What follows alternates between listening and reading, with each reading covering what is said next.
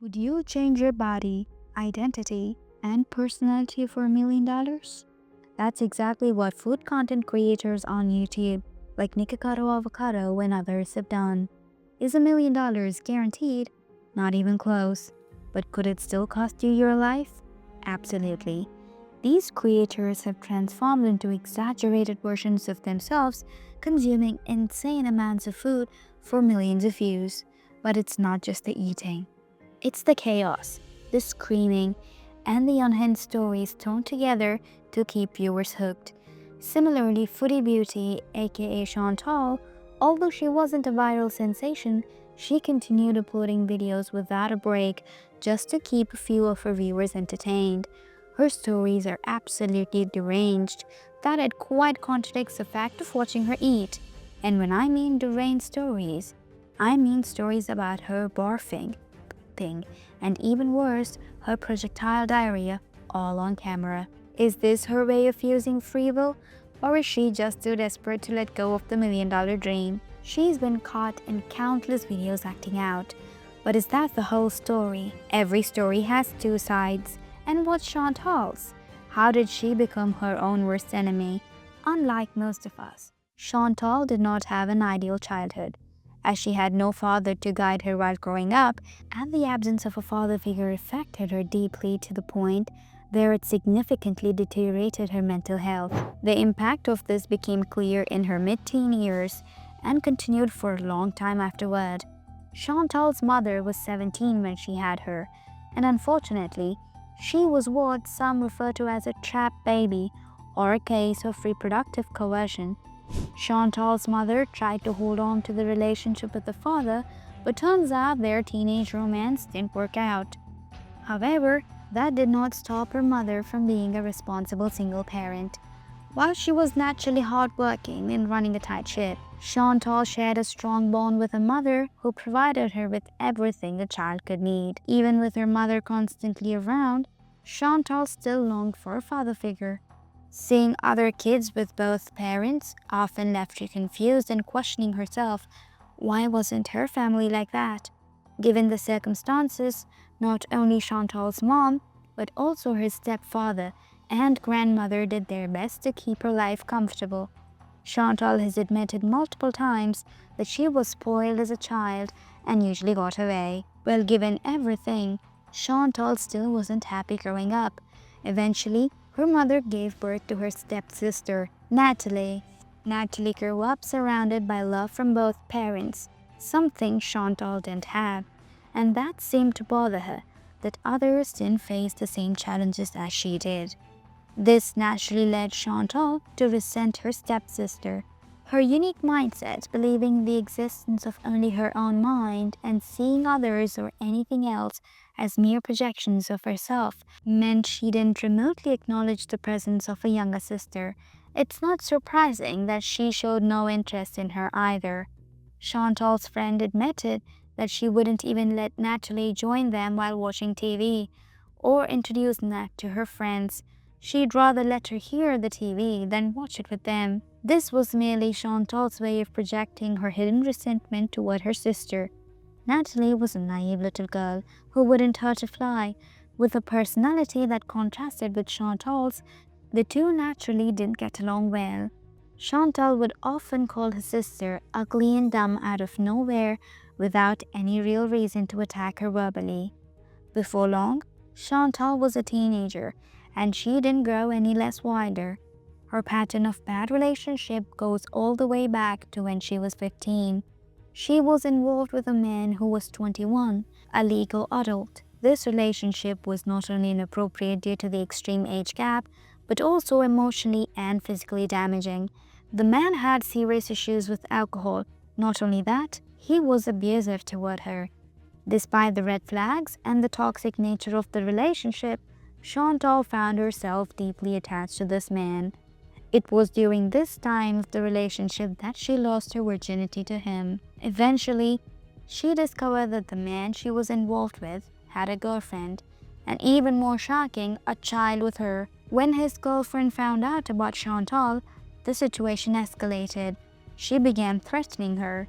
At that time, Chantal was young, and this only made her feel even more vulnerable. However, instead of simply walking away, Chantal admitted to continuing the relationship with the man, despite knowing he was already in a committed relationship and had a baby with another woman. Chantal craved male affection so deeply that she held on to a relationship just to fill that void. The absence of a father figure left her emotionally hurt. Being in a relationship with this man was less about love and more about needing to feel seen. Her parents eventually learned about what was going on, and the consequences were severe. She was grounded and closely monitored, and the pressure from all sides, family, threats from the girlfriend, and the emotional manipulation from the man made her emotionally weak and unstable. Her mental health worsened to a point where she pretended to kill herself.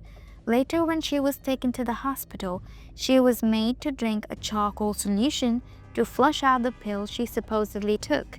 However, only she knew that she hadn't taken any. Instead of confessing to anyone, Chantal ended up taking a few pills later on. She was admitted at the hospital for several days to recover.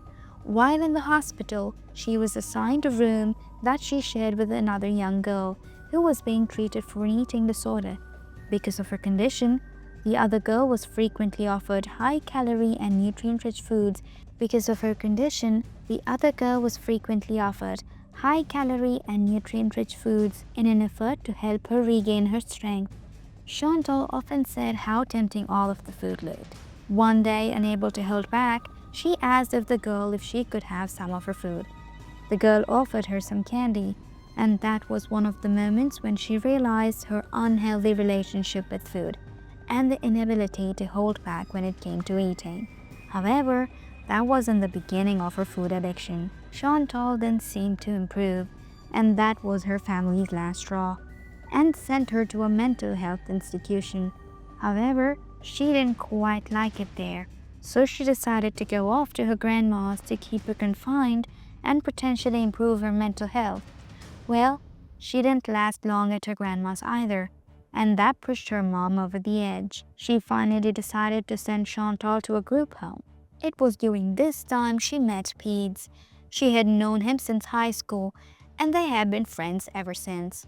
She seems to have different versions of how they met again after high school. However, this one is often repeated, even though it sounds like a plot right out of a movie. Chantal allegedly defended Pete against all the bullies at the group home, and that's eventually how they got in touch with each other again. Later, over the course of time, Chantal decided that she wanted to be more than just friends with Pete, and Pete's having a crush on her did not really back off the offer. He was happy, in fact. Chantal even asked him out, and soon after, they went into a relationship. Well, that is not the end of the story, of course. It's Chantal. And the fact that Pete eventually thought that their relationship was going to be perfect, as a matter of fact, because given their history, given their high school history, and also the fact that they were close in the group home and she defended him in the group home, given all that and how things fell right into place, Pete thought this was just going to be a very normal, happy, healthy relationship. However, Chantal twisted the story.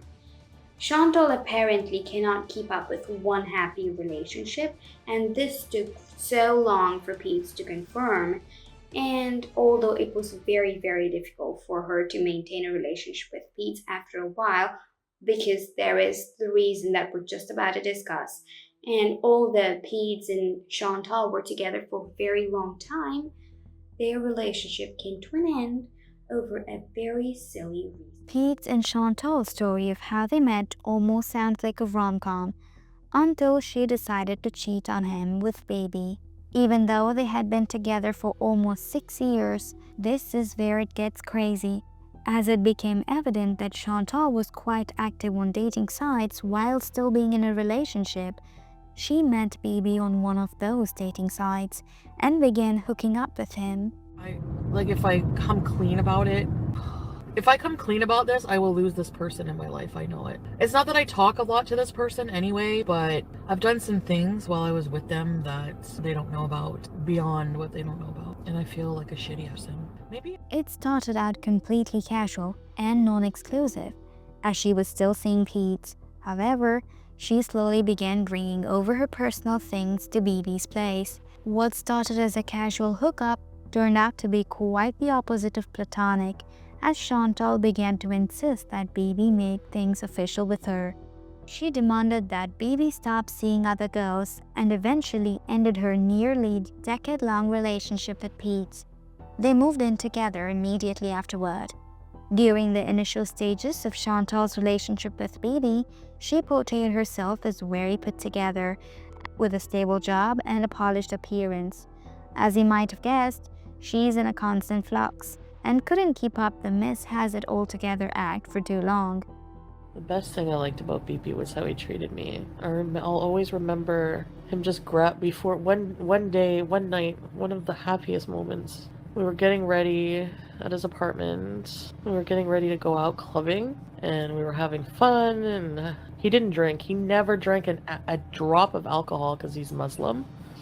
He never drank, but he smoked weed. But it's up to you. Like, it's a personal decision what you want to follow, you know? That's how he explained it. And he grabbed me by the face like this with both hands and just went, I love you. Like, I really, really love you. And just the joy I saw in his face was just like... Chantal, being a train wreck and defiant, assumed Bibi would let her walk all over him and stick around. Although he tried to keep up with her despite her drastic personality shifts, he eventually reached his breaking point. Her radical transformation and character worsened after she started her YouTube channel, Foodie Beauty. I'm gonna have bread and butter with my meal. Do you like bread and butter, Pete? Nope.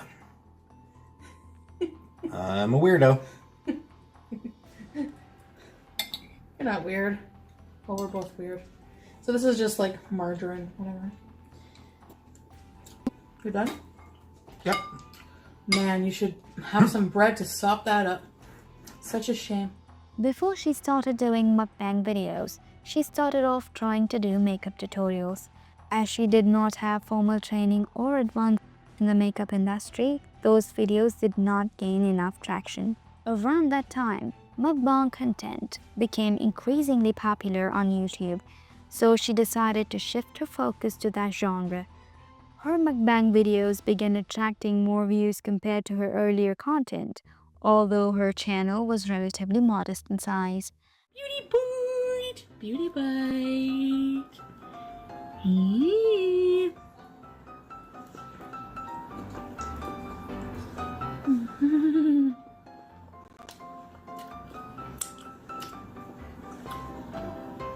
As her audience grew, Chantal often responded strongly to criticism related to her food choices or appearance. She would sometimes delete critical comments or engage in back-and-forth exchanges with viewers. On occasion, she made videos expressing emotional distress, discussing her intentions to leave YouTube or start a new diet. But many of these videos were later removed. While her channel did receive some negative attention, as is common with most creators online, it was not significantly outside the norm at that point. I was talking to Bibi. He had such a good point, like, you know, he's concerned about me and just about, like, my following, you know, and how you guys support me, take the time to support me and take the time to follow me. And people don't want to come and see me destroy myself, you know? People are invested. People care about me. People don't want to come and see me destroy myself. And that's he had a point with that. And I really want to get back to just, you know, he said, anything you do positive, film it. And Bibi is a good person to talk to you. He's really, really, really is. I really need it. He's a really good person and he cares about me, you know. Yeah, I had a really good talk with him. I don't know if he wanted me to say anything, but too bad. I'm just kidding. No, I feel like he really cares and wants to help me. He's like, you need to go home, clean up your house. Cares about me, of course. I spent 8 years of my life with this person. Bibi is a really good, he's a really, really, really, really good, level-headed person. You know what I mean? Throughout her time on YouTube, she alternated between trying highly restrictive or unconventional diets such as water fasting or following the medical medium, and then reverting back to mukbang-style content. She shared health concerns, including issues like ovarian cysts and her desire to preserve fertility. I need to pick up some my medications, and I also got to get my some allergy medication. What's the best allergy medication? Many viewers began to notice inconsistencies in her content, particularly around her declarations of adopting a vegan lifestyle. At one point, she expressed strong support for veganism, referencing documentaries about animal welfare and even visiting petting zoos to reinforce her commitment. She often argued with her viewers about avoiding animal products. However, she later posted a video in which she ate chicken, initially claiming it was plant-based, but eventually admitting it was not, stating she found it difficult to give up meat and dairy. She also posted an emotional video in which she discussed struggling with binge eating, describing an experience where she couldn't stop consuming a block of cheese. This led her to seek help from psychiatric emergency department, and she was later referred to an eating disorder clinic. However, she mentioned that she disagreed with or chose not to follow the clinic's recommendations. Before YouTube, Chantal had a proper job, a proper life. She used to walk around, interact with people. Her social life wasn't as bad as it was after she started YouTube. And she had a fairly active lifestyle is what we can say, or at least that's what we know. However, that changed when she got fired from that job. Yes, she was fired from that job, and that was not it. She wanted to make money, so she saw YouTube as a platform and she started uploading videos and unhinged live streams and everything. She wanted to cash out from her gluttonous behavior is what she did. The lack of motivation and the lack of a real schedule made her very, very inactive and depressed, and she was just on her couch, laying on the couch, and just was at home all day. And this not only made her depressed, I don't know if she was very depressed as Bibi was, because Bibi was the only breadwinner of the family at that time. And he's gonna do my makeup as requested, and he really hates me right now for this, so I hope you appreciate what he's doing.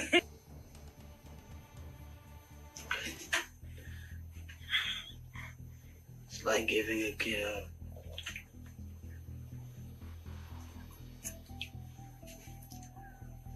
People are gonna unsub me, you know. Just kidding. Well, you never know. Might scare them away.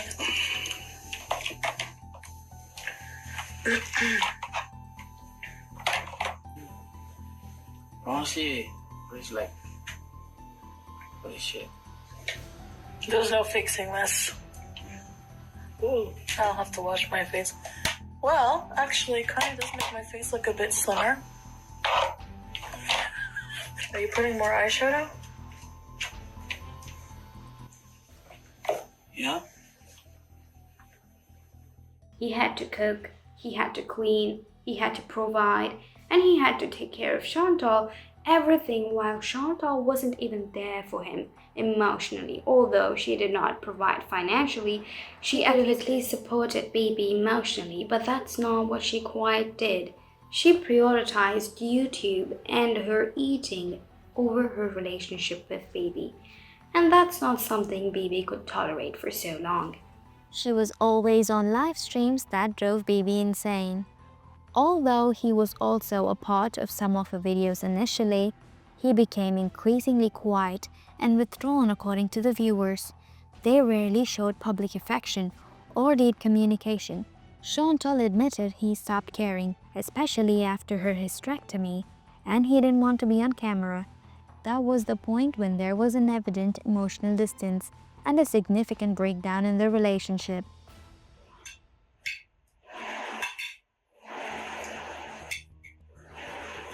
Thanks for doing this with me, babe. She hasn't seen it yet, but starting a YouTube channel may not have been the best decision in hindsight. Besides it being her only source of income, the channel came with many downsides. It not only aggravated her struggle with food, but distanced her from Bibi, ruined her reputation, cost her her potential future employments, put pressure on her already fragile mental health, degraded her character, and turned into an impulsive foodmonger with little to no control. Bibi. Hi. Bibi. Titan has a new best friend. Aww. It's brown, right, babe?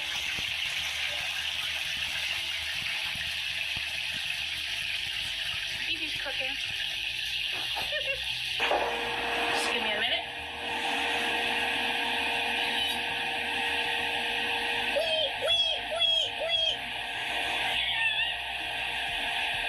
I know I'm weird. Alright. Chop, chop, chop.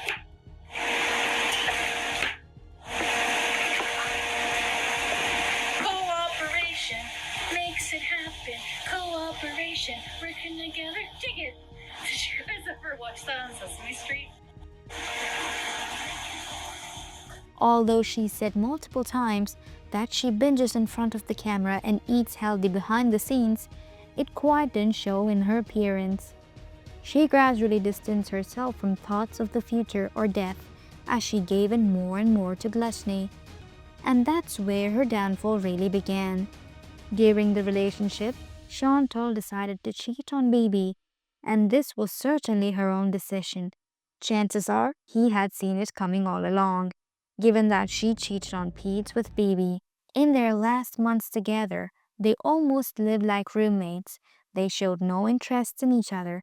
Bibi worked long hours, while Chantal had her never-ending live streams and continued to binge eat on camera. Chantal sometimes said things like, "He's mean to me," or that he was emotionally unavailable, but many fans say he had simply checked out emotionally after years of dysfunction. Although it seemed passionate to begin with, they evidently moved on things too fast, from moving in together in no time to making her feel way too comfortable, instead of confronting her obvious lack of cohesion, which led to a strained relationship. Bibi stayed longer than most would have, but by the end, he was emotionally drained and done. That marked the end of their 11-year-old relationship.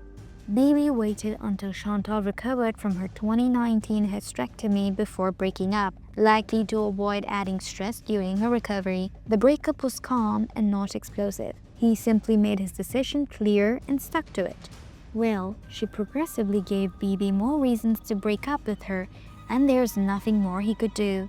We are, I would say, yeah, like we're not getting back together.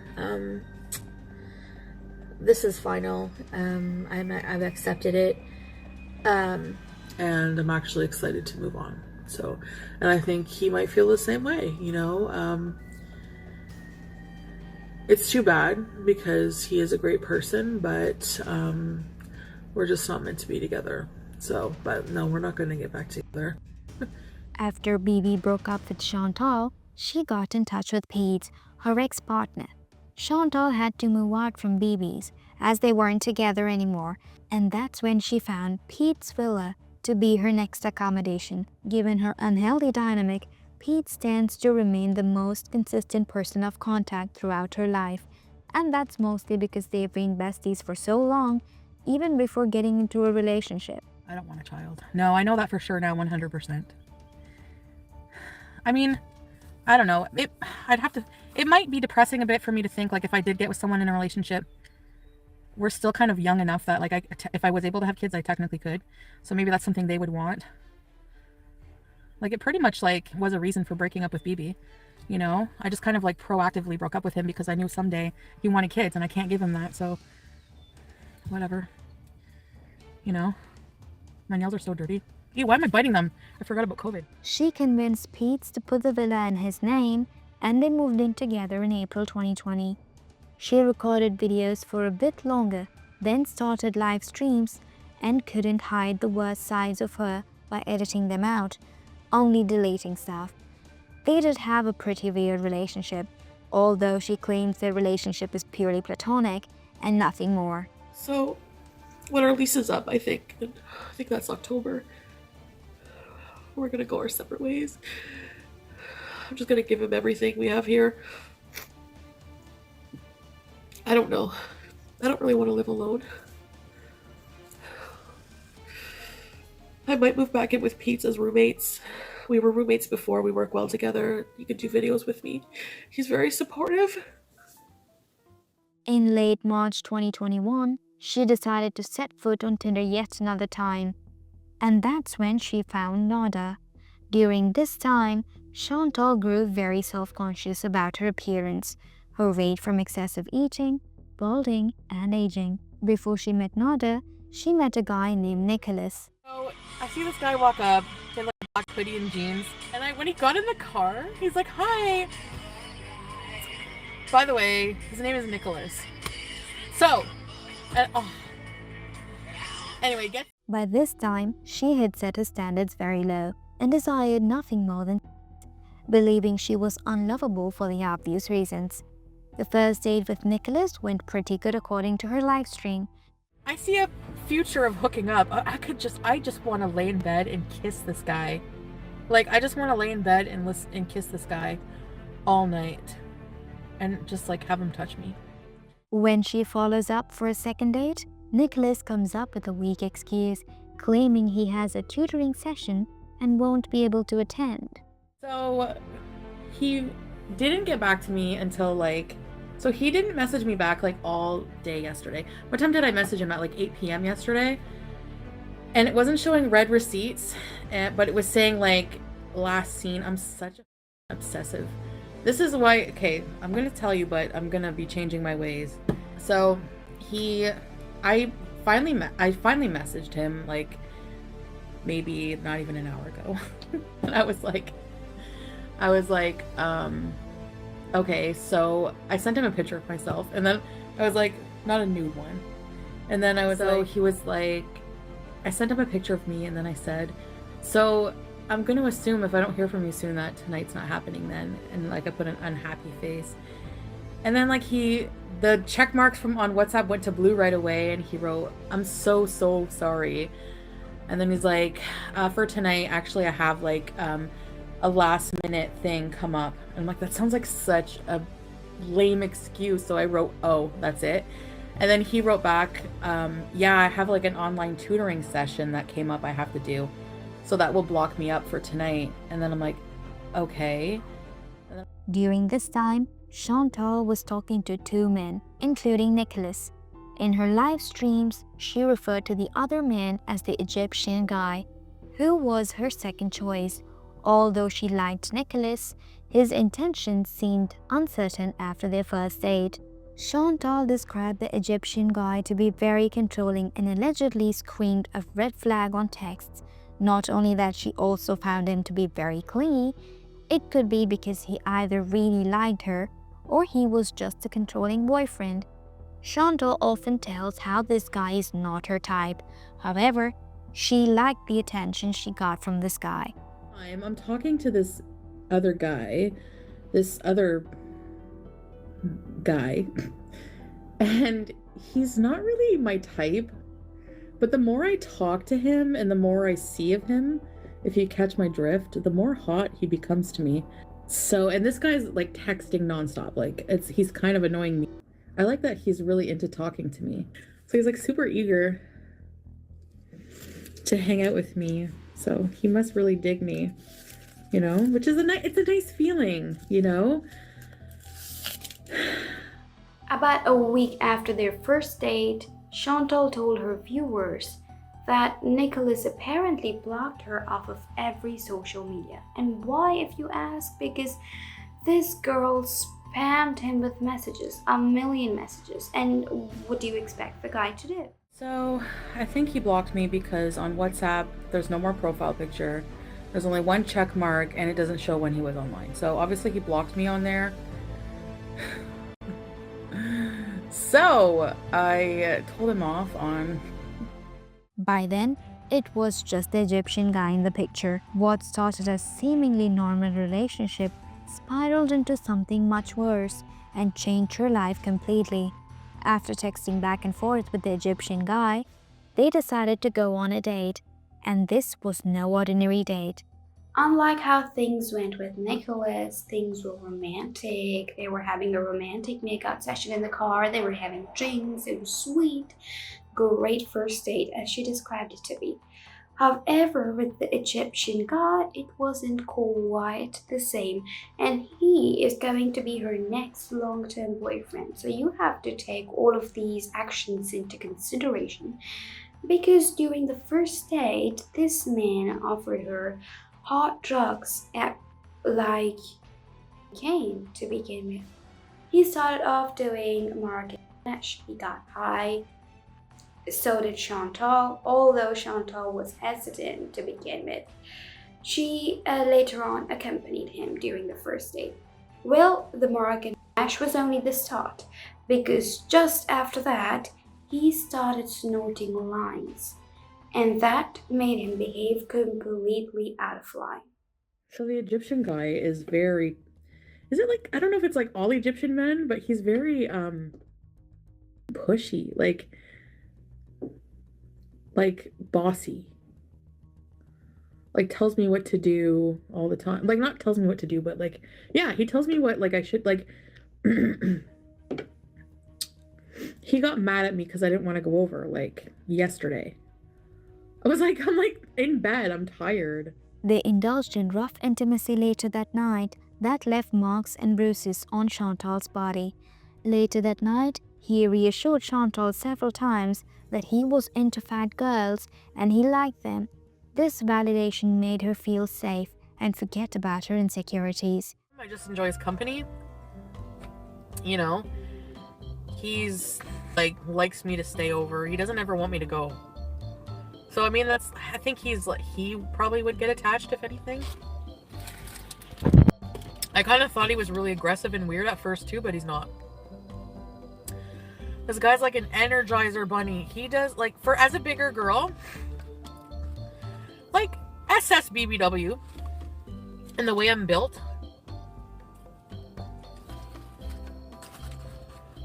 I'm self-conscious about my body and positions, and I'm afraid to open up and try different things, and not with him. Not just that. Well, I am afraid to still fully open up, like.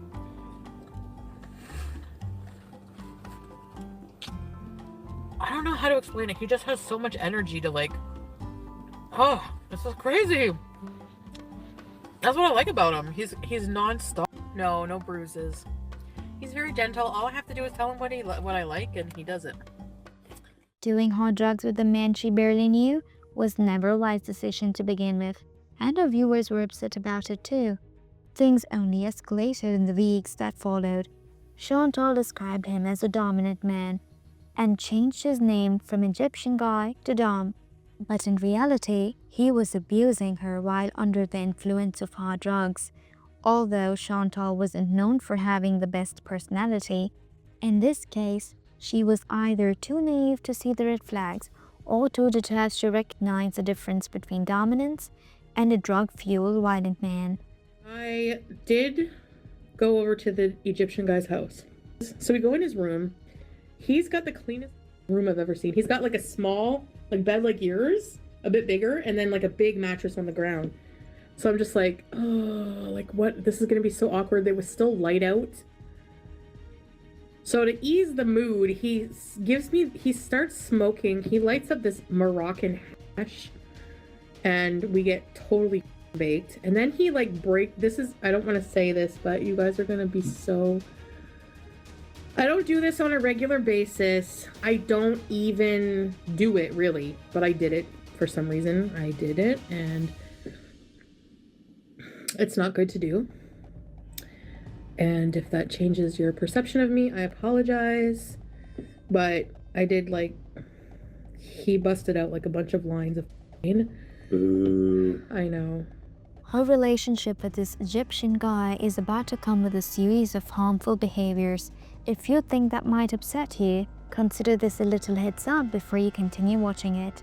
After their first date, the Egyptian guy set up yet another date, the second date with Chantal. Well, after their awful first date experience, Chantal somehow still decided to meet up this guy and have a good time.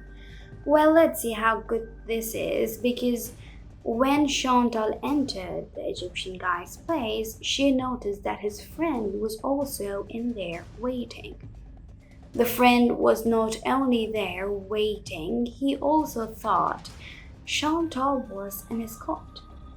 Well, he also gave Chantal $50 and he made inappropriate demands, which obviously made Chantal uncomfortable, and she was quite confused, as a matter of fact. He smacked my butt pretty hard. I'm not really into being slapped around, really, like a gentle slap maybe, but I said, "You're trying to kill me, please." Please. And then we would be talking, and then all of a sudden he'd jump on me again, and I'd be like, "No, no." So this guy is crazy. Like, excuse me. I ended up tiptoeing out of there when he fell asleep. Here I'm thinking, like, I packed my bath bombs, everything. I'm like, I'm gonna have a bath at your house. I thought we were gonna have a night like last night, you know, like just us. But it was like Saturday night. Maybe his friend came over and he couldn't. I don't know. Whatever. He probably didn't think it would be a problem. So basically, his friend. I sit at the table. His friend's so drunk. He throws money at me, like a 50. He's just like, "Let me see your boobs." He thought I was an escort. But that did not stop there, because later on, looking at what was happening, the Egyptian guy, or Dom as she refers to, got mad at Chantal because he thought something was going on between Chantal and his friend at his place. He appeared extremely paranoid about Chantal having even the slightest connection with other men, despite the fact that they weren't even in a relationship. This behavior was what Chantal referred to as dominant, but in reality, it was possessive and controlling, which he truly was. Like, I don't know, I just like beezing sometimes, being really, really, really bad. Here is some more additional context you may want to know, which would add up behind the motives of why the friend was at Dom's place to begin with. Besides his questionable first date activity that involved use of hard drugs, he also suggested some other insane ideas to Chantal, like having group. Evidently, Chantal wasn't into any of that, so she toned down the idea multiple times. This might help explain why Dom's friend was there in the first place. After all, no one just shows up uninvited. The fact that he immediately assumed Chantal was an escort strongly suggests it was a subtle attempt to initiate group. Something Dom clearly seemed to be into. Was he trying to pimp her out? Probably yes. However, Chantal stood her ground, and in the end, they spent the night alone, just the two of them. Chantal's relationship with the Egyptian guy was far from ideal, morally or otherwise, and her followers felt the same. Many of her long-term viewers began unsubscribing from her channel, frustrated by her inability to recognize how damaging the current relationship with him was. Despite their repeated warnings to leave him due to his toxic hold over her, Chantal would often agree, only to go back to him just a few hours later. While she never admitted it outright, it seemed like she was drawn to the toxicity and the attention he gave her. And if you think things are bad now, just wait, it's about to get worse. 2 weeks after their first date, Chantal openly confessed how sick she had become from nearly overdosing on hard drugs like Molly and methamphetamine, substances she had been using with him. She described days of non-stop vomiting, weakness, and dry heaving, all following the brief euphoria of being high. She admitted she nearly died from the overdose. It was a clear warning sign, but sadly, Chantal failed to recognize the danger. She remained too ignorant or unwilling to confront the serious harm she was exposing herself to. I did some things I'm not proud of. I tried some substances I'm not proud of. Let's just say that. Stuff I never thought I would do, and it really made me sick, like really sick. sick. And it wasn't him, because he told me like, I'll be mad if you do it. And I was just like, well, I mean, I wanted to try, so not heroin. So I think I was like really bad. I wouldn't do it ever again. I didn't realize I could have died or overdosed. Like, I think I almost did, like, for real. I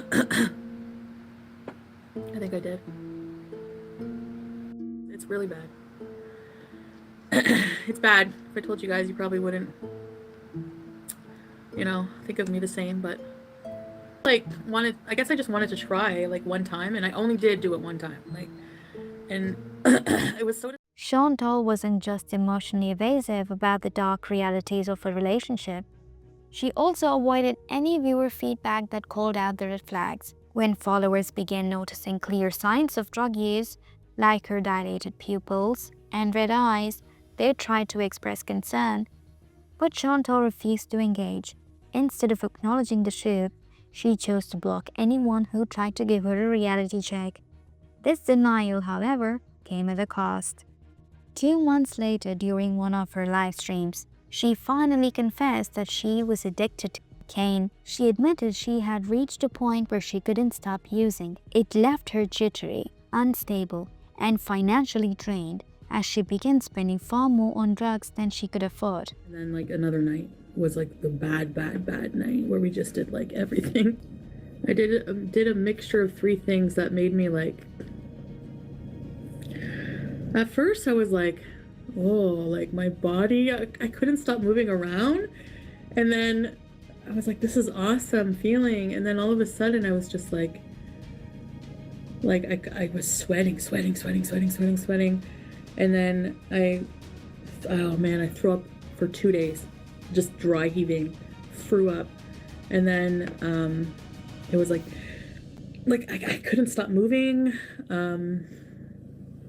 It was bad. It was bad. And then just when I thought it would go away, it would come back. I didn't realize I could have died or overdosed. Like, I think I almost did, like, for real. Pretty sure that I'm addicted to cocaine.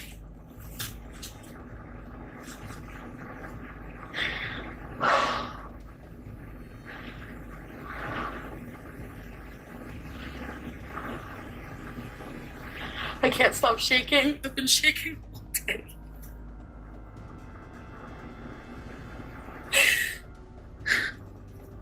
Later on, Chantal replaced her news with edible marijuana and began doing numerous live streams while high. During these streams, she'd give her viewers unlimited Dom, aka the Egyptian guy lore. By this point, she had shared nearly every intimate and juicy detail of their relationship. At one point, Chantal accidentally flashed her phone during a phone call with him, revealing his first name, Nader. That small slip was more than enough for viewers to start digging. As expected, they found details that Chantal clearly wasn't happy about. Women found Nader on various dating apps and began messaging him. And to make matters worse, he responded. Some even received inappropriate photos from him. When they confronted it to Chantal, she denied the accusation and said, "Doesn't look like his dick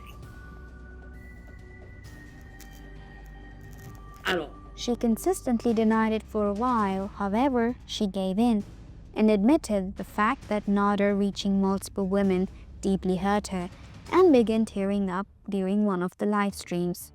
Guys, I feel so stupid. Oh my god, I want to cry right now. I don't deserve that. Like, I really put up with a lot. Like, I really listened to him and like did a lot for him. Oh my god. I'm such an idiot.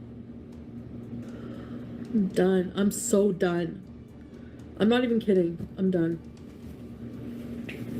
Are you kidding? He's a fucking slut. Chantal began to seriously doubt Nader's actions. Every time he told her he was going to a friend's house, she questioned whether he was actually out there cheating on her. Her paranoia escalated to the point where she'd just call him repeatedly And when he didn't answer, she'd try calling from different numbers just to confirm whether he was ignoring her or with someone else.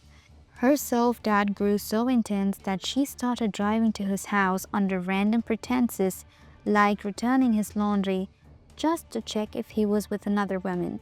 She even admitted to parking outside his place just to watch and see what was going on inside his house.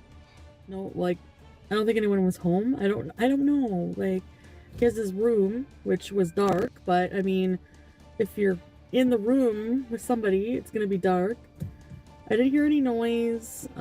His kitchen light was on, the door was locked, but his kitchen window, like, I could see inside, and I could see his kitchen table. There was like still everything on it from like the last time I was there. It was unclear whether Nader was cheating on Chantal, but what was obvious is that he was definitely using her and juicing every bit of a financial support he could get. This happened during the pandemic, when he lost his job and was struggling financially.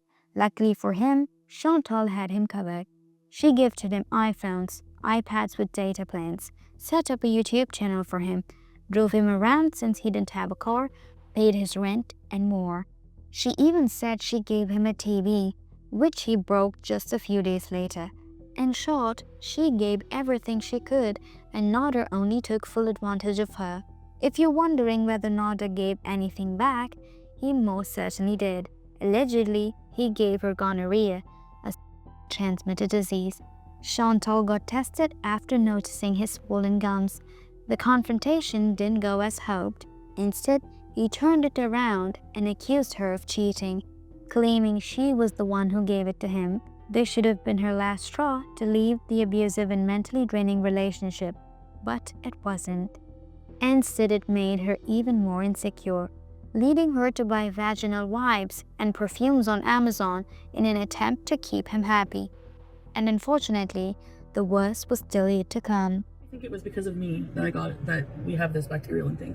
Like, make me feel like I was dirty or something. Yeah, I was brainwashed. Yep. I have a bit of stomach pain and I do burn when I pee, so I just don't feel right. So I ordered all this stuff from Amazon because he made me think I'm dirty, so I got antibacterial wipes, some kind of perfume to put in your crotch. Chantal has openly admitted that Nader was physically abusive. Even before the confrontation about the STD, there had been a disturbing incident where he assaulted her. Nader reportedly had a gambling addiction, and after losing money during one of his sessions, he took his frustration out on Chantal, nearly hitting her. Later, he turned the blame on her, accusing her of being the reason for his behavior, saying she made him act that way. He even took her phone away, and Chantal eventually had to sneak out of his house while he was asleep. He plays this stupid gambling game, so I sent him money for us to play. And he like lost a whole bunch of money, and just like he was getting so mad and like nasty and just like in my face, like really close. And I thought like, oh my god, is he gonna hit me? And then we went upstairs and we had like, and then I was like, I want to go home. I told you not to piss me off. You don't listen, like just flipping out.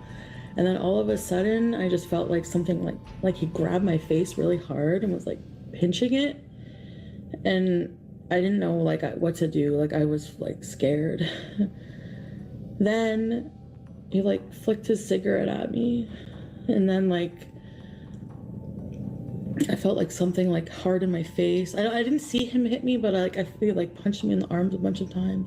And he hid my phone. So I actually like snuck out when he fell asleep, and I left my phone there. And I came home, I used Pete's phone. I said I needed to message my mom. I messaged my mom. The worst part is that he blamed it on me after. Why did you hurt me? Why did you make me hurt you, kind of thing. At this point, the police got involved, but even then, Chantal refused to press charges, fearing Nader would land in serious trouble since he was already on probation. To make matters worse, she was fully aware that he was on probation for stabbing his ex-lover. In another alarming incident, Nader allegedly screamed at her while she was driving, causing her to panic and crash into another car. The abuse, both verbal and physical, continued for months, yet Chantal continued to let it slide, no matter how dangerous or destructive it became. Got in a car accident. I was driving with him and I was bawling, distraught, because that was the day he was here and he was being really aggressive. I was driving him back home. Like, I'm like, let's go right now. Like, I just ran out of my house. He was like raging around, and then he got in the car and he's like, I'm not going home. I'm like, you're going home. I'm like, I'm gonna call the cops. And that's when he made that comment about call the cops. I want to see you call the cops. He was like, where's the lighter? And I was like looking at my purse for the lighter, and then like the car ahead of me, I didn't stop in time, and I hit her. And I was bawling, and she must have felt bad for me. She was like, it's okay. After Chantal confronted Nader about the STD, she still offered him to drive to the pharmacy to get tested and treated. On the way there, she casually brought up the fact that she had started therapy sessions, something Nader didn't take well. He began yelling at her in the car, demanding to know what she had been telling the therapist, clearly upset that she was discussing the relationship with someone else. It became evident that he didn't want any third party involved or aware of what was really happening. He even warned her about not to mention that night, referring to the night he physically assaulted her. I literally just left him at the pharmacy because I say I want to go back home after and have my therapy in private. That cost me an hour of being screamed at in the car, in my face, screamed at. Why do you want to be private? What are you hiding? You know, I know nothing about you. You keep getting mad about that night, and like just like getting like loud with his hands. So it's like, go get your prescription. No, I'm not going. Throws the prescription. So finally I got him to go in, and I locked my bank card and drove away. Chantal couldn't take it anymore. After dropping Nader off at the pharmacy, she drove off the moment he stepped out of the car. Nader was deeply controlling. He didn't want Chantal speaking to any other men, which included her longtime roommate, best friend, and ex-boyfriend, Pete. He started pushing the idea of moving in together, mainly so she'd leave Pete's villa. Chantal agreed. She was willing to give up her living situation with Pete and even her beloved cats, BBJ and Sam, because Nader didn't like animals. In fact, his dislike turned hostile. He would yell at and scream at her cats. The abuse in their relationship didn't just affect Chantal, it extended to the people and pets that mattered most in her life. In a sad way, it cares more about me than I care about myself, because I should have done that from the get-go. Last I heard, it was like, what happened? Did you call the cops on me? And tried calling me, I didn't answer. I said, somebody called the cops, it wasn't me. I'm just like wondering, like, did he get arrested, or like what's going on, you know? He's like, I'm gonna go to jail, and now I feel bad for that. He, like, what's his side gonna be? You know, like, I didn't do it, or she hit. I never hit him. I made it sound like I was more abusive to him than I actually was, to make it like more seem like I deserved what happened. Do you know what I mean? I'm not gonna lie though, like I still have feelings for him. Those don't just go away automatically. But if he's on probation and there's a police report filed against him, will he go back to jail? I don't know. He said he would. I mean, I wasn't looking to put him in jail or house together, because he was sending me links for houses. Like, he wants to hurry and move in together. Yeah, Krista, I'm going to look at a place. Just going to look. I just happen to know somebody who knows a good deal, and it's like a really good deal, so I'm gonna go check it out, see what's up, and pretty much just go from there. That's exciting, eh? Her viewers warned her that she was rushing into things, that she was already ready to throw away her entire life for a man who was not only abusive, but someone she had only known for a few months. Time and again, her audience had been right about the relationship decisions she needed to make. But as usual, Chantal ignored their advice, too proud or stubborn to take seriously. Little did she know, things weren't going to get any better. Please take care of Chantal. She is impulsive and crazy, but we love her. I hope you do too. That's good. Look how many times she eats a day. During her time with Nader, Chantal eventually cut herself off of her usual support system, like her family, friends, and even viewers to a degree. Well, it only seemed like she was cutting herself off of everyone and isolating herself more and more, to a point where everything seemed to fall off, and she was just wrapped up in that very toxic relationship that she thinks that brings the best to her, But guess what? That is getting her nowhere but to a very dark point. And any little thing like, oh, you're getting ready, like, or looking for signs that I'm giving up my life for him. Like, you're giving away Pete's, you're giving away your cats. I'm really not trying to ditch my old life and just say, everybody and go. That's not what I'm doing. I'm offering to pay for Pete's to start up a new life and pay his rent. How is that cold-hearted? Until he can afford to live on his own. I'm just trying to find a way for us to all be happy in this transition. Pete's, Sam, BBJ, myself. Nader's influence on Chantal was so damaging that it led her to cut ties with Shannon, her best friend of 20 years. That's how deeply the relationship eroded her personal life. During one of Chantal's live streams, Shannon came forward in the chat, revealing to the viewers that Chantal had confided in her about Nader's physical and verbal abuse. Despite this, Chantal repeatedly denied ever saying such things, choosing instead to keep that dark side of Nader hidden from her audience. Nader also became very angry with Chantal for continuing to support Pete's, showing just how controlling and possessive he truly was. This clip shows how much Nader hates Chantal being in touch with him. And I was telling her, since she live with Beats, she's not my girlfriend. Since this day is done. She have this problem in her head every day, up and down. He was abusive, he didn't treat her right, and moreover he gave her an STD. As if all that wasn't enough, Nader was also secretive with Chantal, very secretive, that he would record them having without her consent. The fact that he wouldn't even let her access her own pictures and videos was the most insane part. Well, it wasn't cute as she describes him to be sometimes, and it was completely violating the privacy, of course. And in one of her live streams, she finally broke the ice and admitted that she would do anything to get all that footage and pictures deleted if she get an opportunity.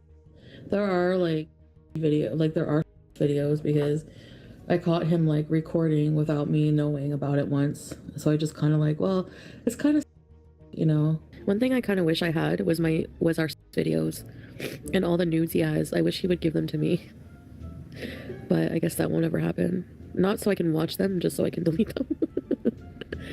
I wonder if he would delete them in his phone for me. Chantal went off on her live streams accusing Shannon of betraying her by revealing sensitive information about her relationship. She framed Shannon's actions as a personal attack, even though Shannon was simply trying to help her friend escape a toxic and abusive situation. By the end of the stream, Chantal announced that she had blocked Shannon, calling her behavior absurd and dismissing everything she did as a friend. I'm just gonna block him everywhere.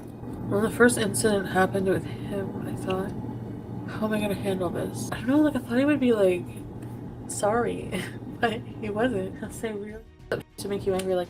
Well, this only created a large, irreparable gap between the two of them. Shannon started going on full-blown rants about Chantal in multiple videos, calling her out and pointing out how twisted she was. It's wild how being with the wrong guy can mess up not just your life, but also the people around you. You come on here and say that, like, oh my god. I confided in her in private. Seriously. No, he doesn't hate me, okay? That's not what happened. And I definitely didn't want to tell the whole world what happened. Ugh. If Shannon's concerned I'm in danger, which I'm not, but if she's concerned about that, she needs to handle it privately and not on the internet, where she knows that 1,700 people are watching.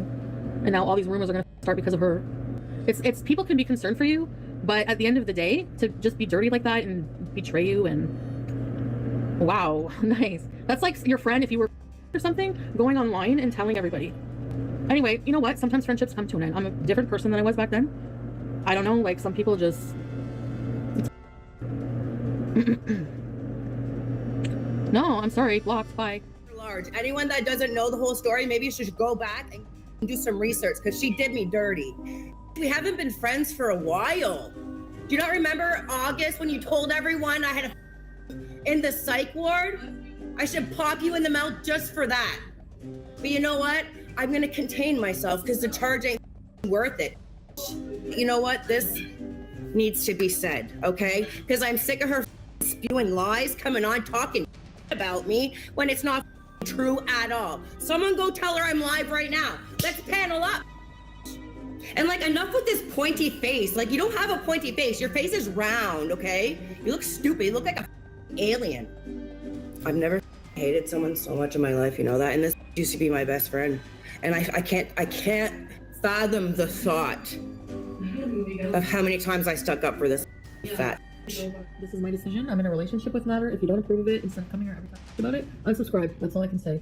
That's my reality. That's my life. This is real life. This is not scripted for your entertainment. Beyond the emotional and physical abuse, Nader took things even further by publicly humiliating Chantal on his YouTube channel. Now that he had a platform, he used it against her. Even at the slightest disagreement, he would say things like, "We're not seeing each other anymore," or "I'm single," as a way to manipulate and destabilize her. He consistently avoided accountability, especially when Chantal brought up serious concerns. Instead of addressing the issues, he'd lash out, yelling at her and turning things around with emotional blackmail, claiming that her reactions were proof she didn't love him enough. In his twisted logic, he framed the abuse as a form of love, suggesting that if she truly cared, she wouldn't mind enduring it. He went to bed. Like, he was, when he's depressed or whatever, like, he was sleeping. What am I supposed to do? Like, you act like I'm, like, evil to him. Like, evil. Like, I'm responsible. I'm not, I want to say this, like, really, really emphasize. You can love somebody, but still, you're not responsible for their happiness, okay? I'm not responsible for Pete's happiness. I'm not responsible. And yes, I know that sounds insensitive. He's grieving the loss of his cat. And to me, I felt like I was being supportive. If I wasn't being supportive, it's up to him to tell me.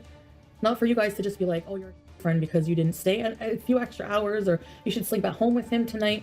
Like, he's going to be grieving for a while, guys, you know? Like, and for me, I am grieving too. I've had this cat. We bought her together in 2005, a year after BBJ. I'm grieving too. Like, I was bawling, actually bawling. If I don't claim you.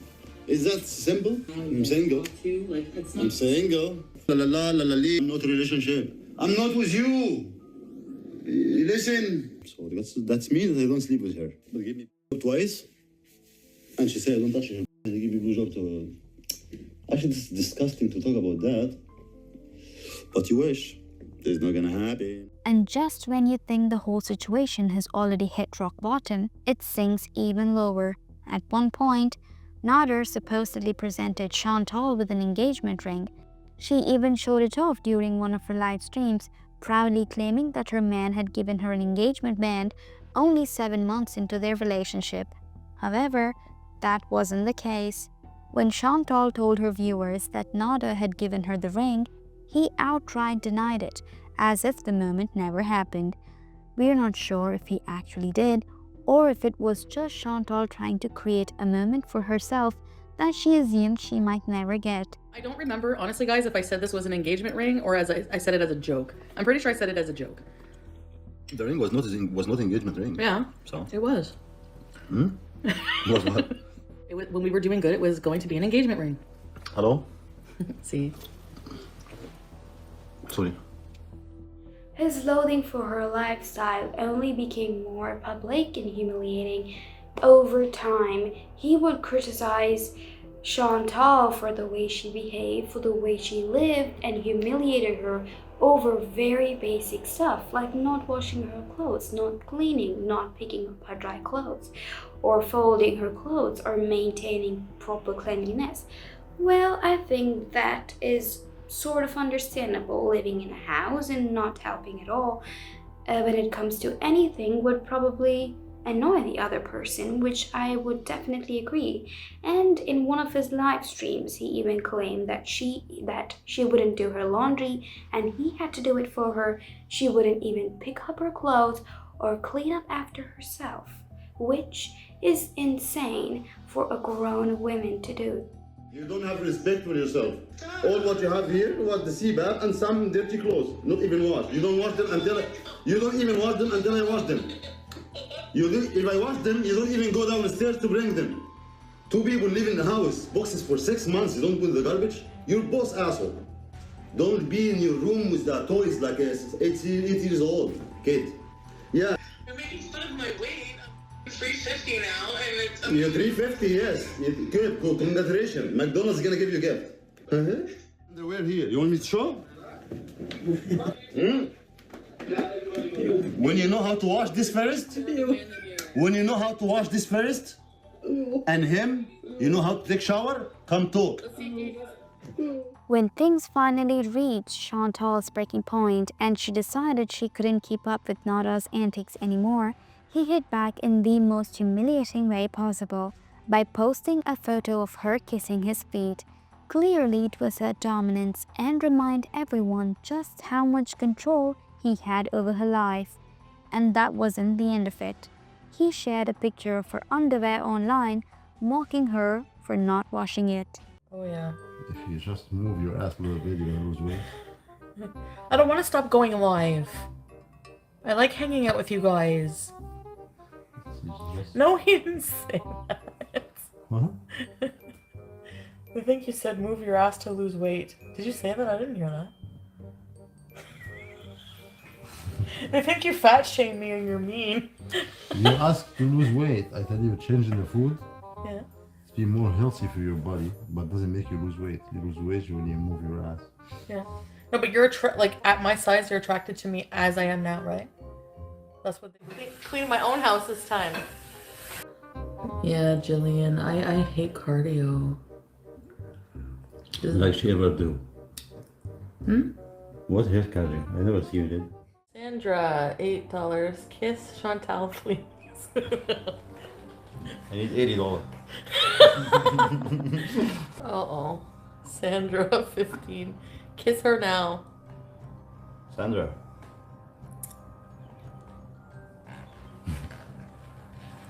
Now you have to do it.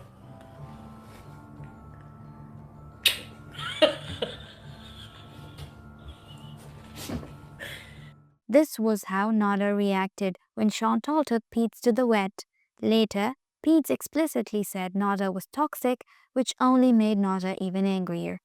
I was filling out the paper to bring Tim in. He called me and he was like mad that I was helping him. Oh, I guess I'm mad when I think about it. It's me or Pete. Well, it's gonna be Pete's every time. Every time. I don't get the feeling threatened by Pete. I haven't had with him in 15 years. I don't get it. The whole last night was him like giving me for being moody that morning. Remember when I wanted to go home? Well, I went home. I had supper with Pete. I ordered Pete's supper all night. I paid for that. And then, still in a bad mood today, somebody sent him that message, and so he played what Pete was saying while I'm there, and he's like, let's go, like right now. Like, he was livid. Can't defend it anymore. I can't. It's like not possible. Like he told me last night, no more cards left. Well, me neither. This wasn't just a toxic relationship anymore. It was evident public degradation. Yet somehow, even after all this, Chantal still found ways to defend him. She clung tightly to the belief that this wasn't the real Nader. In various live streams, she tried to convince her viewers that he was nothing like that in person, that off camera, they were romantic, loving, and that no one truly understood the bond they shared. She insisted there was a softer, more genuine side to him, one the rest of the world simply didn't get to see. She even went so far as to beg him during one of his live streams, live in front of everyone, to admit that he loved her. Chantal only wanted Nader to give her the assurance and love she craved, but he used her vulnerability against her. The more she begged, the cockier and more arrogant he became. Everyone, including Chantal, could see it, but she was in denial, forcing herself not to believe it. During another stream, Nader casually claimed that Chantal was paying him $200,000 a month to be her boyfriend. Whether it was true or not, Chantal never addressed it, never confirmed nor denied. Her silence only added to the suspicion that maybe, just maybe, their entire relationship was nothing more than just a transaction. Either that, or Chantal was emotionally starved and desperate for a companionship that she'd rather pay for the illusion of love than to be alone. No matter which way you spin it, the whole situation was toxic on every imaginable level. I'll go there first week. First day once you go there. He got 1,000 dinar from her. First payment. Second one, 1,200. After that, the boss broke. He sold the car.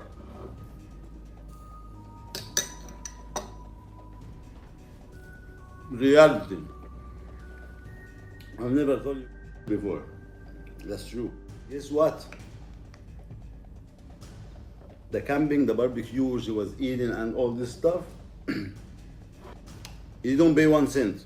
He still owe the money for the people who invite them. He share the money, every one part. He don't pay until now. Chantal has no money. Broke. Him, broke. He is making a story, brainwashed to him that he will come to Canada. That's why he left his job. He's not working anymore. The way this was working. In Panasonic, he left it. He left the job. Because Chantal too. All this for the citizenship, yes, and he will not get it. Nader wasn't just a guy who was manipulative and toxic. Later on, he also turned out to be a cheater. This was explicitly confronted by Chantal in one of her live streams. While she was out there taking him to his probation appointments, to the pharmacy, and providing him financially, he was blatantly cheating on her with another woman. Nader once told that he was having a Christmas party at his place, and that's why he couldn't meet her or something. Well, it is so weird that he's having a Christmas party at his place and not inviting his girlfriend. Well, this only made Chantal doubt on his actions, and she grew suspicious. So Chantal decided to show up at his place unannounced. Well, when she showed up, she spotted Nader on the bed with another woman. I'm having a Christmas party with a woman. No, you have the, I know you're gonna watch this. You have the effing nerve to sit in, it's supposed to be our bedroom, but whatever. Your bedroom, a girl sitting on your bed. Yeah, that's okay. And you ignore my calls, but I'm not allowed to live with Pete. But I lived with Pete when you met me. And you're lying to everybody when you say we were together for a week. Come on now. So I don't take him once to probation, his probation appointment, because you threw my purse across the room the night before, and you spent the night before smashing my dashboard and grabbing my face and screaming in my face. Oh, sorry, I was a little apprehensive for taking you the next morning to your goddamn probation appointment, you piece of shit. Appreciation would be nice. And yeah, maybe not be so selfish in bed all the time. They're laughing at me. That's disgusting. And actually, do I look that pathetic as she looks sitting in the kitchen, like reading his super chat? And to make things even worse, let me tell you, this woman turned out to be one of Chantal's subscribers named Didi. Although Chantal was surprised to witness that when she was already having her doubts on Nader. Nader was still trying to convince Chantal that they were just friends and nothing more. However, Chantal later discovered that he was indeed having a relationship with this woman. To make things even worse, the craziest part is when Nader invited Chantal to have a threesome with them. They're blindfolding you, made me eat her out. You disgusting prick. I hate you. I swear to God. I swear to God. You made me eat out of her grape, and she's sweaty and disgusting. I paid your rent and you treat me like I paid your rent and you move on to Didi from Lachine with a grape pussy. I pay your rent and you grape pussy. During this stage, Nader started regularly featuring Didi on his channel during his live streams, and they even kissed on camera, which basically confirmed that Nader most likely fancied Didi. However, things with Chantal weren't clearly over either, as they hadn't properly ended their relationship the way they should have. Finally, after lots of back and forth, Chantal and Nader's relationship came to an end, otherwise known as the CPAP rescue that involved the cops. Chantal started a live stream where she went on and on about Didi staying over at her place. Even though Chantal was the reason behind Nader's current employment, Nader went back and forth and started a live stream trash-talking Chantal with Didi. Really? Let's see that. Yeah, you're lying. Do you honestly think I would obsess over him if he wasn't leading me on? No, he thinks it's funny. I'm gonna sell the CPAP on Kijiji. He thinks it's funny. Later during the live stream, Chantal told her viewers that she needed her CPAP machine. A CPAP machine is a medical device used to treat sleep apnea, particularly obstructive sleep apnea.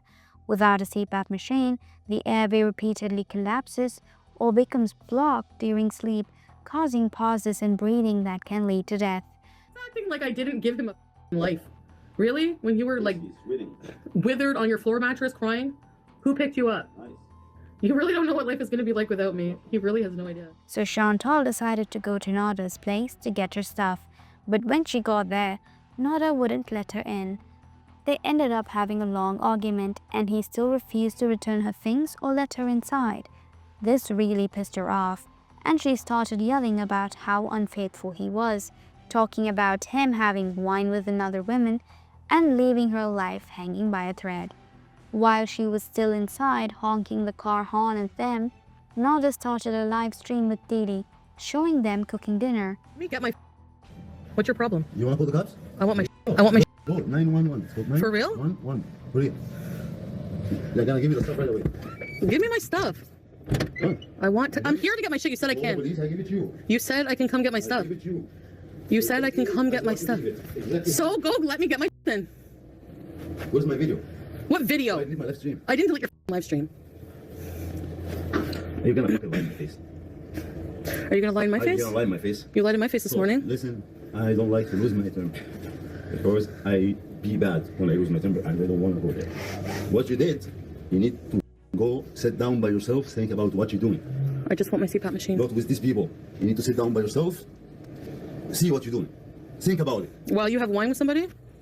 And lie to me? Where's my stuff? Chantal? Just let me go Chantal? upstairs Chantal? and get my Chantal? stuff. I say one word. Leave. I want my machine. I'm not leaving without my stuff. I came all the way here for my stuff. Leave. I'm not leaving until I get my machine. Leave. Nope. I need my machine. You. You. What a piece of shit. He won't give me my machine and he's gonna break it. He's such a lovely individual. To make things worse, he even threatened to get a restraining order against Chantal. Meanwhile, one of Chantal's subscribers actually called the cops on him during all this drama. I just proved that you're a liar. You lied. You said I can have it and you don't give it back to me. You have another woman there having wine. You stupid gonorrhea-filled piece of giraffe asshole. You can come get your anytime you want. Here, so that she has a reason to come back. No, I leave my there because he doesn't let me take my money. Honestly, I feel like going back, calling the cops and going back with the cops. But I think he'll break my machine. I really think he would. I pay your rent. I feel like I have a right to your house. Yeah, you know what? Nader, I'm going to get my fucking CPAP. I came to get my CPAP. Fuck Bibi. Bibi's a moron. No brain inside his head. All you hear is tweet, tweet, tweet, tweet, tweet, tweet, tweet. I'm beeping the horn. I'm gonna piss him off though, guys. Like, really bad. The cops showed up and started questioning Nader while he was live streaming. When the officers referred to Chantal as his ex-girlfriend, Nader quickly said she was just a friend and nothing was going on between them. Well, that pretty much marked the end of their relationship, and Chantal finally got her CPAP machine back. After the breakup, it was clear Chantal was really struggling. She was heartbroken, emotional, and still super attached to Nader. She even shared screenshots of text messages where he supposedly told her how much he loved her. It was like she needed proof to show everyone, or maybe just to convince herself that what they had was real after all. She was crying constantly on her live streams, clearly depressed, and just couldn't seem to move on. Even after their breakup, Nader uploads videos about Chantal on his channel. What made it even worse for her was how cold Nader acted afterward. He cut ties like nothing ever happened between them. No closure, no explanation, just silence. And for Chantal, who had made this man her whole world, that kind of detachment hit hard. She even went to the extreme of shaving her head. On top of that, she was constantly online looking for a rebound, searching for someone new to fill the void Nader left behind. Eventually, Chantal tried to switch things up and get a fresh start.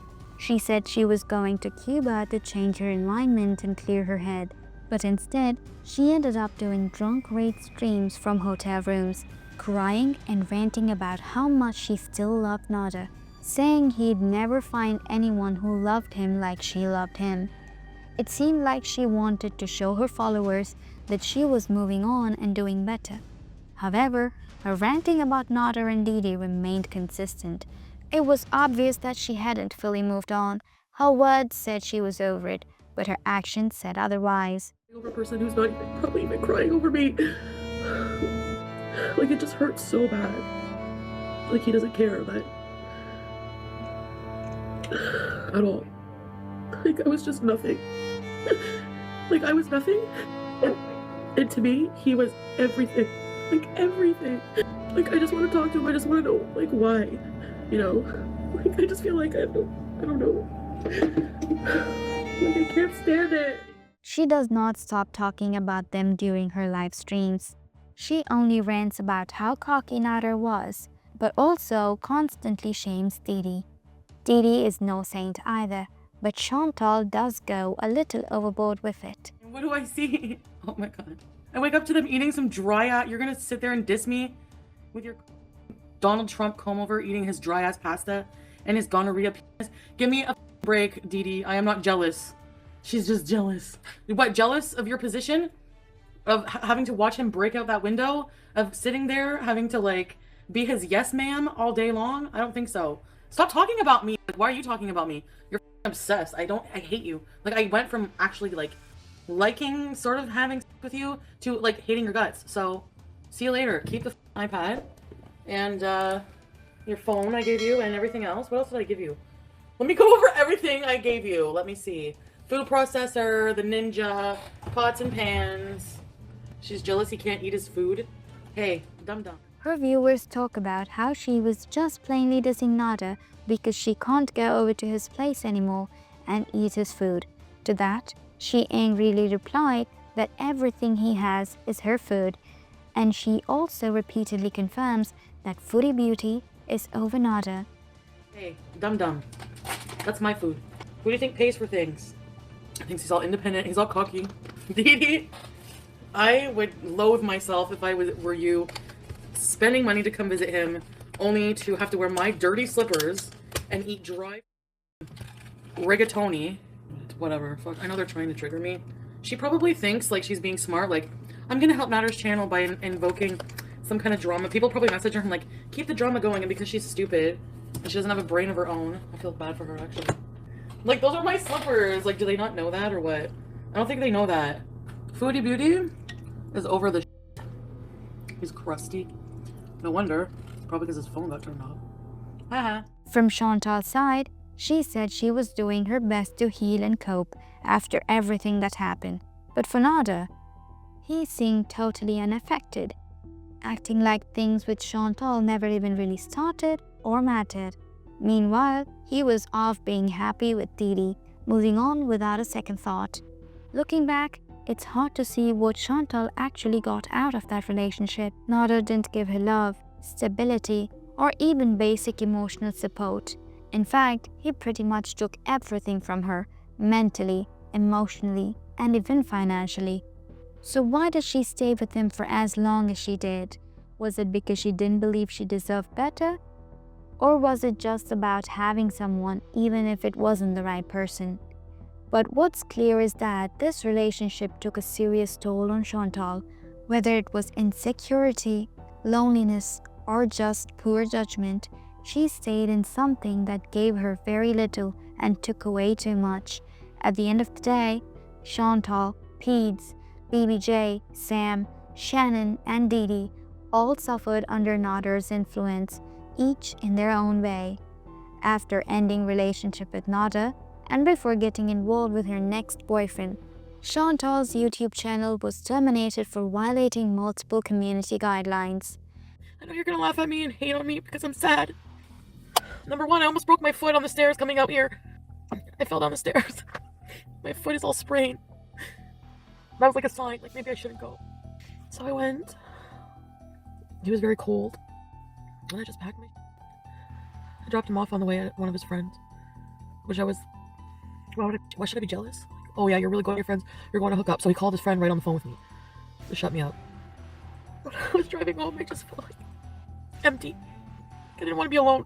So I pulled over in a moment of weakness and I was like, I don't want to be alone. I think that Nader never loved me. It's like, I can't believe that, you know? I called him and I was like, I don't want to be alone. And he was like, okay, well, I call you soon. I'm just watching a program with my friend. I said, I'm just going to go home. It's just going to be a lot harder than I thought. This is why I don't like catching feelings for people. It's so hard to break up with somebody when you love them. I know logically, it's just not going to ever go anywhere. It wasn't even apologetic. He thought he was in the right. And he actually thinks I'm in the wrong. And that I'm crazy. How can it work? I can't. I don't know what kind of hold he has on me. Like, I don't get it. And then to make him mad, I texted him that I was talking to someone else. So childish. Part of me wanted him to beg me to stay. After ending her series of long, unhinged live streams, yelling and oversharing, things came to a temporary halt, especially when she found her next boyfriend on a dating app. This time, she attempted to keep things about her relationship private. All we know initially was that Chantal was dating a Syrian man. During this time, she tried to present herself as a calm woman and adopted a down-to-earth tone to match her new persona. Only after a few weeks of dating, Chantal decided to become a hijabi for various reasons, such as keeping Salah happy and feeling more confident about herself and embracing modesty. She also confirmed that she would be sticking to long-form videos only and would no longer be doing live streams, given her history with wild and deranged broadcasts. Initially, Salah appeared to be the supportive partner one needs, seemingly trying to help Chantal heal after the toxic post-Nader phase of her life. Eventually doing some traveling videos together. He's around my age, so it's really perfect. He has a really good job. Yeah. Together they need each other. She needs someone to drive her, take her, go outside, do video for her, and for him, he need the money coming, the income. I want to admit something to you guys, but I don't know if you'll understand. So this is why I'm dressed more conservative today. There are things I liked about being in a relationship with an Arabic man I realize now. I think I find traditionally Arabic men are more take care of a woman, like regardless of your, for example, if I say, I think I'm gonna go for a little while, and he'll say, oh, do you want to spend, spend a few more minutes with me, baby, or whatever. Some people will see that as a red flag or see it as like needy, you know what I mean?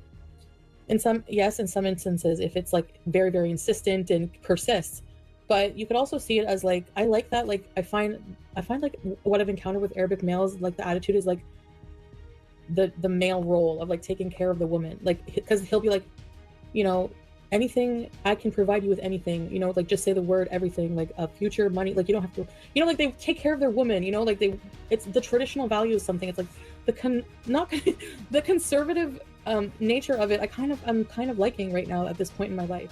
Only after a month of dating Salah, Chantal wanted to move to Kuwait with him. Meanwhile, there were ongoing speculations that their relationship might be another potential ruse, and that Salah was only with Chantal to get his citizenship and green card in Canada through marriage.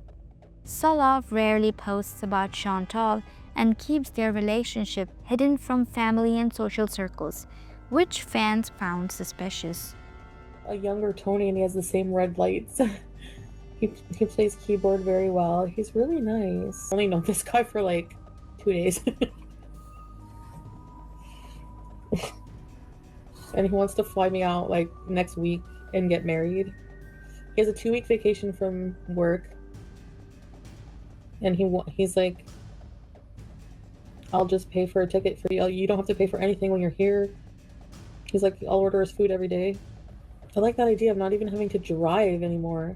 He has a really nice car. While these rumors were still going on, Chantal introduced Salah as her husband to the internet. She got married to him only after a month of dating.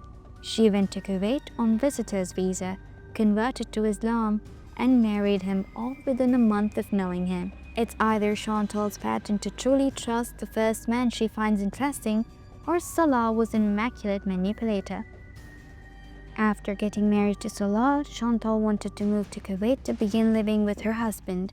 Things didn't go as well as she thought they would, because only a few months into their marriage, his cheating scandal became public. What made their relationship even more complicated was Salah publicly admitting to the allegations made against him.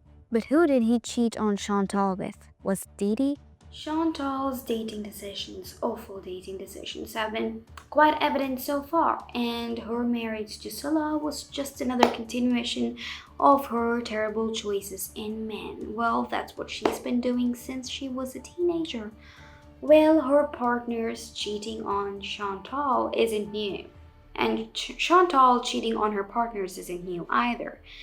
But Salah, it was Salah this time and not Chantal. And he followed a similar pattern of Nader. Except it wasn't Didi. It was still one of her subscribers, and she was Kaibella. This story comes with an insane plot twist. Kaibella didn't get involved with Salah because she liked him, but solely to prove that their marriage was fake and that Salah was an unfaithful man. Kaibella later made all their Instagram messages, voice notes, and pictures public so people could see what kind of man Salah really was. It turns out Salah was just as filthy as any other man Chantal had dated previously, despite the fact that he was married. It all starts with a simple text from Salah that reads, "Do you have Instagram?" She proceeds to share her username, and that marks the beginning of a series of absolute insanity and repulsive cheating. Once they began texting from their private Instagram account, Salah sent Kaibella multiple nasty voice notes. The following messages and voice notes may be uncomfortable to read or hear. You've been warned. Yes, exactly. You are my. Hey, Sharmuta. Don't forget to clean the bathrooms with your tongue, okay? Slut. You're gonna be under my shoes forever and ever. For those who don't know, the word sharmota is Arabic for whore. And there's more to go. What you want to do with my wife? Get rid of her. I said you. What you want to do? Take her place. And her? Stay in Canada. Can't. I love both of you. You are my only religion now. I want to worship that cock, Daddy. No offense for your old religion. Am your religion and God now anyway. But I'm just saying like it's sexy. Yes, very. You like to the humiliation and blasphemy of religions too. Too hot, I think. Yes, OMG. Not too hot. Whoa, not too hot. No, I love it. What you want me to do. Chantal had no idea during their talking stage on Instagram until Kaibella confronted about it publicly. Kaibella uploaded this voice note on her Twitter page with a caption that said, "Tick tock, Foodie's marriage is on a clock." Well, her intentions about ruining their marriage was quite evident at this point. Get down on your knees. Beg me to forgive you. Let me hear your voice, Daddy. You have the sexiest voice ever. Although he said that he also loved his wife, it didn't stop him from cheating on her with Kaibella or body-shaming Chantal. Kaibella also body-shamed Chantal on her Twitter page, which was clearly over the line and absolutely disrespectful. She also asked Salah if Chantal had catfished him and whether he actually liked her for her body. Salah has a habit of sending pictures of his feet to Kaibella, and you're about to see a few more of them in the video ahead. Kaibella also brought religion into it, commenting that Chantal didn't choose to convert to Islam because she genuinely found God, but rather because she has a personality disorder. Well, Chantal certainly does make wild decisions, whether it's on a whim or out of boredom. So maybe Kaibella wasn't entirely wrong on that one. The next one is even wild, because at this point, Salah is certainly into her, given his unhinged interaction with her. During this time, Kaibella made sure that everyone knows her intentions with Salah, and that's something not remotely close to being romantic. As if things couldn't get any worse, Salah actually barked for Kaibella, which certainly was hard to hear. And here it's for you to witness this abomination. and come on all over your face. Sperm everywhere.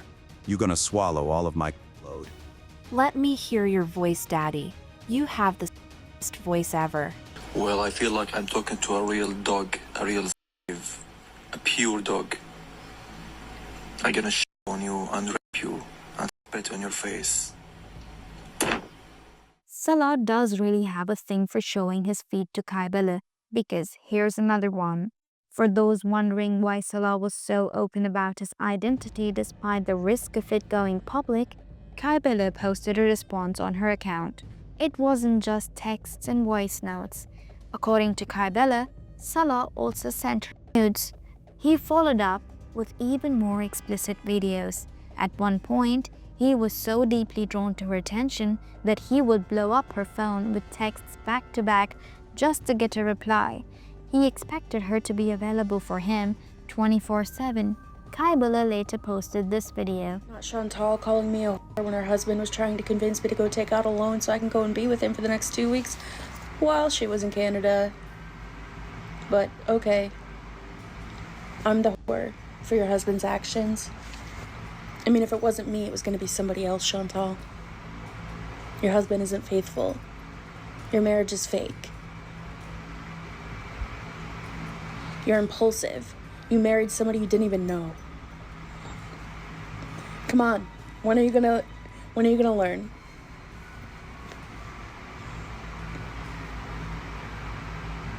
Also, not Chantal calling me ugly. These were the series of deranged messages exchanged between Kaibala and Salah. Eventually, Chantal found out all the conversations between them on the internet. Now you're about to see Chantal's first response to Salah's dishonesty in their relationship. Once the news about Kaibala began to spread, Salah decided to call and confront her regarding the cheating allegations. This didn't sit well with Chantal. Shortly after, she went live, visibly upset, raising her voice and expressing her frustration over her husband's unfaithfulness. What you've been waiting for all your lives. I don't think I can do this. Well, it's over. I feel like I'm gonna throw up. You know what's funny? He wanted me to protect him and not go live and say that it was him. I'm not gonna talk about anything about our private relationship, but why the can you? Well, you know you can't talk. Why would I protect you when you've done nothing but like me? Oh my god. He cheated on me. He admitted it today. He was talking to in a way with Kaibala. Kaibala, you're a trashy whore. I hope you know that. And what you did will come back to you 1,000. You'll never find love. You'll never find a man. Yeah, what the thank you so much. Oh, he just messaged me that. Good, you deserve it. You deserve everything. You deserve more than that. Oh, he's mad that I'm outing him. I'm never, ever, ever, ever. Man, I'm done. I'm done. I'm never, ever. Oh, Kuwait arc is over. I don't even believe in God right now. Why am I wearing a hijab? I don't believe in anything anymore. And he says he didn't cheat. Sorry, babe. It was just, I have to tell you, I hate myself right now. I can't believe it. Please don't tell. It was only this once. Yeah, sure. You see this finger? Shove it up your hairy ass. Like, what the f? A beezer pays attention to you and you do that? You're disgusting. Don't call me. Don't call me. Don't ever talk to me. Oh my god. So it's over. Like, who the f does that? Who, number one, goes to somebody who's married and tries to taunt them? And apparently, his caveat. But I said I would never leave you and I love you. Yeah, f you. That's what you can do with your apology. Oh my god. For me, I know I cheated in the past. And trust me, I learned my lesson. I felt like such a piece of like I hope you feel like now. And not just that. I never cheated since. I would never do it. Because you know what? The worst thing is you feel like you don't know the person that you were with for so long. Like how they could consciously do something like that and it wouldn't tear them up inside. It's only natural to imagine how Chantal must have felt at that moment. Finding out that your husband has cheated is a devastating experience for anyone. But as the saying goes, what goes around comes back around. Chantal herself had previously cheated on her long-term boyfriends, and the fact that she impulsively married Salah after just a month of knowing him says a lot about her pattern of indecisive and emotionally driven choices. About your reputation of you and your family. F that! I don't give a Why would I give a I'll get over you. Don't worry about it. Like, you ruined our family. You ruined our family for what? Oh, it wasn't any video. It was just, I don't even know what the I don't even want to know what you're deviant. I hope Allah curses you. I hate men because, you know what? Yeah, there's good men, and I hate to generalize and be, but track record shows. I mean, I cheated, I know, but I'm just done. I'm done. Like, I don't want that stress. Like, that's one thing when you're in a relationship you always have to worry about. Is my partner being a loser? Yes, they most often are. I'd rather be alone. But I said to him at the beginning of our relationship, I said, if you just don't cheat, if you fall out of love or whatever your issue is, be honest and just leave me. No, I would never leave you. I love you. No, you don't. You don't love me. You don't. And that's obvious now for sure. Like, people were right about you. That's the other worst part. This man. Sorry, guys. I'm gonna throw up. Cheated with a beast. Can you imagine? Like, I don't think my life, like, oh no, it could get worse. I can't jinx it because it's on a roll. What kind of trashy, attention-seeking whore are you, K-Bella? You are ugly on top of that, so you. Like, you ruined our family for her? You're a piece of and I hate you, and you deserve every bit of this rage up your ass. After all this, Salah publicly apologized for his actions and put up a post online begging for forgiveness and that he still loved his wife very much. After Salah apologized, Chantal instantly forgave him. In an effort to make up for all the things she said in anger, she uploaded a video with a thumbnail expressing their love, and the content focused on how strong their relationship supposedly was. In the video, she also claimed that Salah never sent nudes. However, as shown earlier, Kaibala later confirmed on her Twitter page that he did, directly contradicting Chantal's statement. After Kaibala's statements, Chantal took down that video and set most of her videos with Salah to private. She later explained that she was going through a rough patch. She explained that despite what happened, Salah had always treated her well. Unlike past relationships, she said there was no abuse, no major drama. This was the first serious issue she had experienced with him. According to her, Salah had always been loving, respectful, and supportive. Chantal shared that Salah told her he was ashamed of certain private desires and didn't know how to express them within their marriage. While she made it clear she wasn't excusing his actions, she believed his apology was sincere and that he regretted what had happened. Salah reportedly told her that he'd rather hurt himself than hurt her again. She admitted that the situation reminded her of her own past mistakes, where she had cheated in a previous relationship, not because she didn't love her partner, but because of unresolved personal issues and unspoken needs. Chantal used that as a way to try and understand where Salah might be coming from. Although the nature of Salah's messages was difficult for her to process, she emphasized that he hadn't done anything physical or shared inappropriate images. While still considering it cheating, she believed it was worth trying to work through. Her goal was to repair the relationship and rebuild trust. Chantal also addressed the backlash, defending her choice to stay with Salah. She said she understood that people would judge her decision, but emphasized that their marriage, pets, and home life meant a lot to her. For her, the love and support she received from Salah still outweighed his betrayal. She mentioned plans to take a short break from the internet to focus on her relationship and personal healing. Although heartbroken, she made it clear that she still loved Salah deeply and believed their connection was worth saving. Later that night, she also posted this on her community tab. If you're wondering whether she took a long break from the internet, you might want to be corrected because her long break only lasted for an entire day. And she came back with another live stream the next day titled No Marriage Talk. Chantal explained that this situation appears to be a one-time mistake. She made it clear she wasn't being naive, and even if anything were to happen again, she's prepared to deal with it. However, based on the conversations and evidence she has seen, she believes Salah was honest even when he said this had never happened before. She emphasized that their marriage has more good moments than bad, and that Salah is doing everything he can to make things right. They now plan to focus on improving communication and working on their relationship privately. She also mentioned some statistics, noting that infidelity is not uncommon, and many couples do stay together after it happens. She sees the situation as complex, not black and white, and believes in her decision even if others don't. Well, Chantal's story doesn't end there. There is more to this, so make sure to subscribe to our channel to stay tuned and for more such insane Chantal episodes.